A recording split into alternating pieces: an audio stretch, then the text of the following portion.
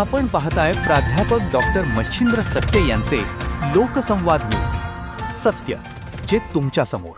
रोहित पवारांनी अजित पवार यांच्या नावाचा वापर करू नये असं उमेश पाटील पत्रकार परिषदेत म्हणाले. त्यांच्या या वक्तव्यावर त्यांनी प्रतिक्रिया दिली आहे.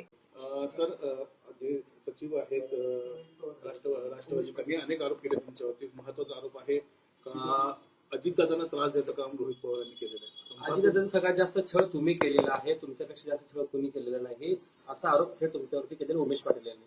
उमेश पाटील म्हणजे बारामती पोटनिवडणुकीमध्ये अजितदादांच्या बारामतीच्या ऑफिसच्या खुर्चीवर बसलेले तेच का उमेश पाटील? कदाचित तेच असू शकतील असं मला वाटतं. विषय एवढाच आहे की पूर्वी काय झालं कसं झालं याच्यापेक्षा जेव्हा शेवटचा दादांचा काळ होता 4-5 महिने, दादांबरोबर कोण होतं इलेक्शनमध्ये फिरत असताना? तुम्ही पिंपरी चिंचवड घ्या, पुण्याचं इलेक्शन घ्या, जिल्हा परिषदचं इलेक्शन घ्या, तेव्हा आम्हीच होतो ना.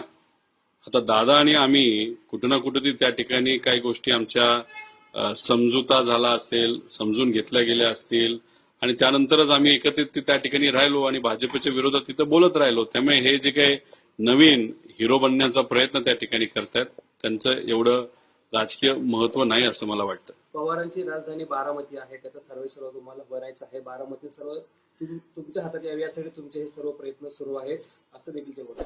त्यांना बारामतीकर कळलेच नाही. बारामतीकर जर तुम्ही असाल तर बारामतीकर ठरवतात की त्या भागाचं सर्वसळ कोण होणार आहे. कुठला नेता ठरवू शकत नाही. त्यामुळे बाहेरच्या लोकांना बारामतीमध्ये काय चालतं आणि बारामतीकरांना काय पाहिजे असतं हे नक्कीच त्या ठिकाणी कळणार नाही.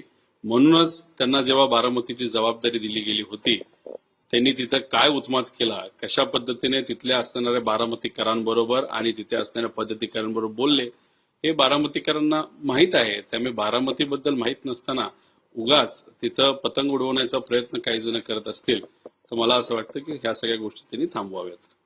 त्यांचं असं म्हणणं आहे की दादाच्या मृत्यूनंतर सर्व जे काही सहानुभूती आहे ती घेण्याचा तुम्ही लिगसी जी आहे ती तुमच्या भूतीपर्यंत त्यासाठी तुम्ही सर्व करताय आणि ज्या प्रकारे शरद पवार साहेबांचं नाव त्यांनी वापरू नये असं आहे त्याप्रमाणे तुम्ही देखील अजित पवारांचं नाव आणि फोटो वापरू नये असं देखील ते म्हणाले. बौद्धिक क्षमता ज्यांची नाही त्यांच्याबद्दल मी खूप जास्त बोलून न तुमचा न त्यांचा नाही तर लोकांचा वेळ त्या ठिकाणी घेणार. पवार साहेब आज जिवंत आहेत.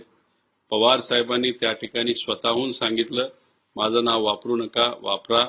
मोठे नेते आहेत. पुढचे अनेक वर्ष ते आम्हा सगळ्यांना मार्गदर्शन करणारे. त्या महाराष्ट्रामध्ये सामान्य लोकांसाठी त्यांच्या मार्गदर्शनाखाली आम्ही सर्वजण तिथं काम करणारे. दादा आज आपल्यात नाहीत. एखादा व्यक्ती आपल्यात जेव्हा नसतो तेव्हा त्यांचा फोटो वापरणं, त्यांचे विचार पुढे घेऊन जाणं याच्यावर कोणाचा हक्क नसतो. विचाराचे वारसदार जे असतात तेच तशा लोकांचे विचार पुढे घेऊन जात असतात. जे बपकीगिरी करत असतात, ज्यांना फक्त सत्ता पाहिजे असते, ज्यांना कोणाच्या समोर त्या ठिकाणी झुकायचं असतं त्यांचा विषय वेगळा. आम्ही विचाराचे वारसदार आहोत. त्यामुळे आम्ही विचार पण, त्यांचा फोटो पण, त्यांचं कार्य पण पुढे घेऊन 100% जाणार म्हणजे जाणार.